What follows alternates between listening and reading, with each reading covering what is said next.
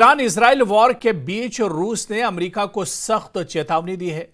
Kremlin के साफ कहा है कि ईरान में शासन परिवर्तन की बात करना भी खतरनाक है। रूस के मुताबिक खामनेई की हत्या को लेकर जो अटकलें लगाई जा रही हैं वो बेहद गंभीर है और अगर किसी देश ने इस दिशा में कोई कदम उठाया तो वो अंजाम नहीं झेल पाएगा। क्रेमलिन ने कहा कि ईरान में सत्ता परिवर्तन कतई मंजूर नहीं है और अगर सुप्रीम लीडर आयतुल्लाह खामनेई की हत्या होती है तो ये पेंडोरा बॉक्स खोल देगा।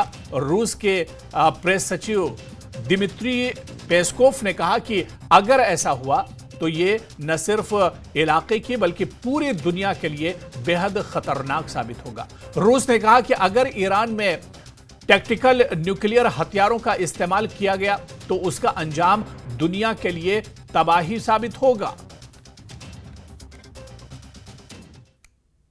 Если мы вспомним с вами встречу, которую накануне провел президент Путин с руководителями международных информационных агентств, когда ему задали вопрос по этой теме, он сказал: «Я даже не хочу об этом говорить».